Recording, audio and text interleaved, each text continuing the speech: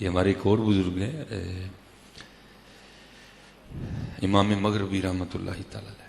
آپ فرماتے ہیں ایک رات نہ میں سویا تھا تو کیا دیکھتا ہوں، خواب میں نبی علیہ السلام کی بارگاہ میں حاضر ہوں تو حضور مجھے فرما رہے ہیں کہ ہمارا ایک غلام ہے جسے بغیر کسی وجہ کے قید کر لیا گیا ہے، اور جو شہر کا داروغہ ہے نا، جو جیلر ہے، وہ تیرا مرید ہے، جا جا کے اس کی سفارش کرا اور اس کو رہا کروا.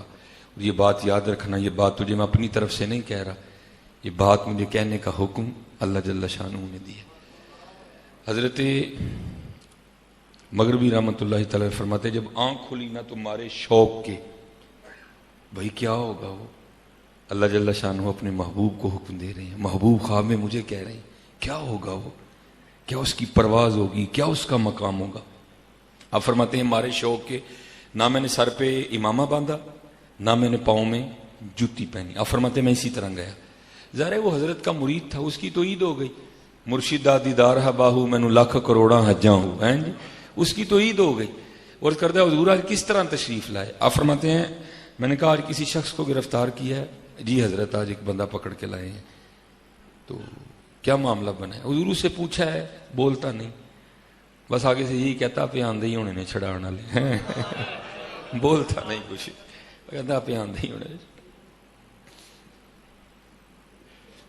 آپ فرماتے ہیں میں نے کہا پھر میں آ گیا ہوں، چھاڑ اس کو رہا کر دیا. بھائی ہونا تو یہ چاہیے نا، وہ باہر آ کے پوچھتا بھائی کیوں چھوڑا، اس کو بتایا جاتا بھائی امام مغربی نے تیری سفارش کی ہے، وہ حضرت کا شکریہ ادا. بھائی اصول تو یہی ہے، اچھے اخلاق کی نشاندہی تو اسی طرح ہوتی ہے. لیکن آپ فرماتے ہیں کمال بے نیازی تھی. آپ فرماتے ہیں شکریہ ادا کرنا تو بڑی دور کی بات، اس نے کلام بھی نہیں کیا مجھ سے، اور جو شہر سے باہر جانے کا راستہ تھا چل پڑا. آپ فرماتے ہیں مجھ پہ بھی شوق کا غلبہ تھا، میں بھی پیچھے پیچھے چل پڑا. آپ فرماتے ہیں جب کافی باہر نکل گیا نا، کافی باہر، ٹھیک ہے جی، تو کہتے ہیں میں نے اس کو روکا، وہ رک گیا. آپ فرماتے ہیں میں نے پوچھا کیا تم مجھے جانتے ہو؟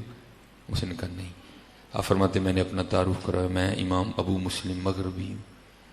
کہتے جی اللہ کا شکر ہے، حضرت کا بڑا نام سنا تھا، زیارت بھی ہوگی.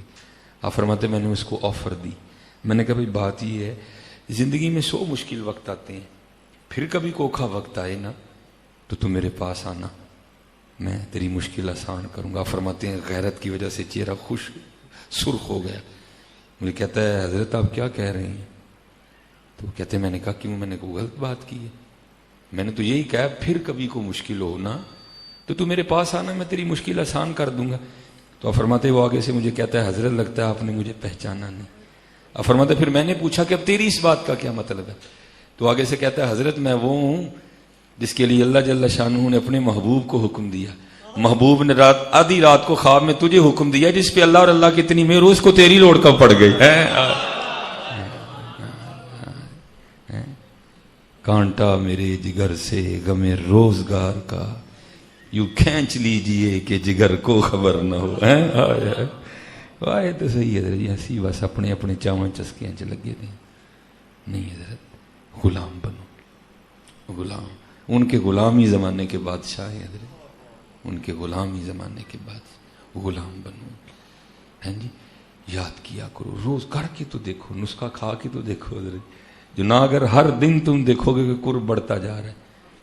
ہم پڑھتے ہیں پنکھے کو دیکھ کے، چھت کو دیکھ کے، دیوار کو دیکھ کے چلیا تو زندہ ہے واللہ، تو زندہ ہے واللہ.